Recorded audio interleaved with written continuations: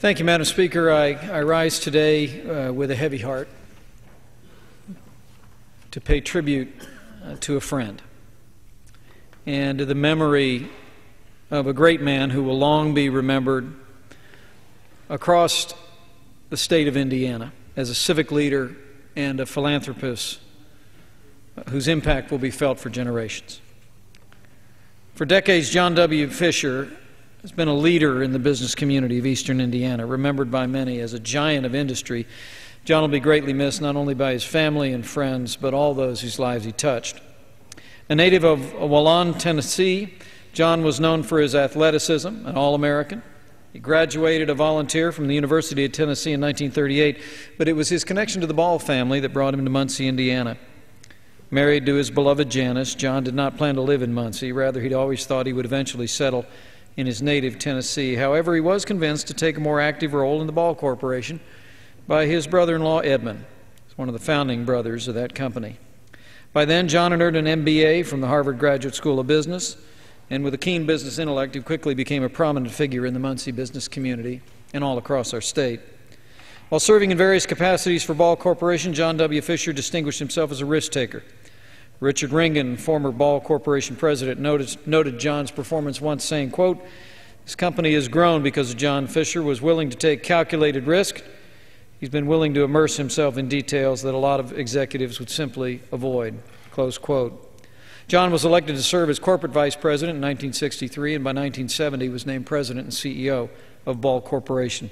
By the time he retired as chairman of the board in 1986, Ball Corporation had experienced a period of rapid growth, significant diversification of its products, and thanks to John Fisher's leadership, that year Ball Corporation's annual sales exceeded $1 billion.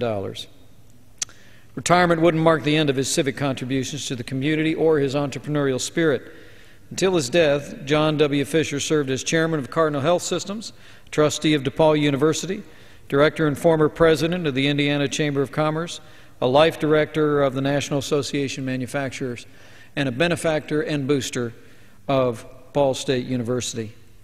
Never one to let a good business opportunity pass by, John relied on his experience and remarkable insight to become involved in one project after another. When asked about his approach to business, John said, quote, "I take major risks. I don't hesitate to take a very careful look at fresh ideas, especially when capable people are associated with the idea," close quote. In that entrepreneurial spirit that led John to become involved in all kinds of different businesses, from furniture companies to fish farms and many things in between. John Fisher simply seized life with both hands. Madam Speaker, John Fisher will also be renowned for his business acumen, but also remembered by friends and colleagues and those close to him as a kind-hearted man with a deep commitment to the community. The Fishers donated millions of dollars to Ball State University, establishing the John and Janice Fisher Chair in Exercise Science, and created the Fisher Distinguished Professorship in Wellness and Gerontology. Until his passing, he served as a national campaign committee for Ball State Bold, Investing in the Future, which is the university's fundraising campaign. Upon learning of his passing, the president of Ball State has said that John W. Fisher's commitment to Ball State University, quote, had been unequaled in the university's 90-year history.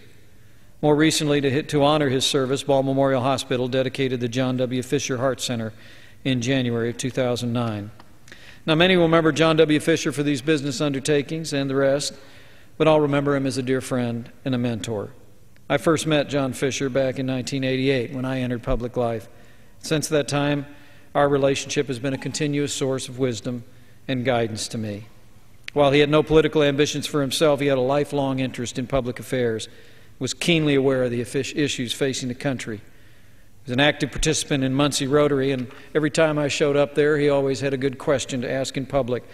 But I'll most cherish the privilege of having spent innumerable occasions sitting in John's office and learning from him about the world and business and public life, and drawing on his wisdom, his faith, and his integrity.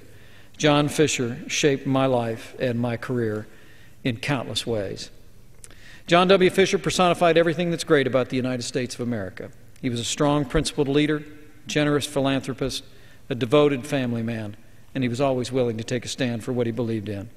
Blessed with a wonderful family, John Fisher is survived by his wife Janice, their 7 children, 19 grandchildren, and 28 great-grandchildren.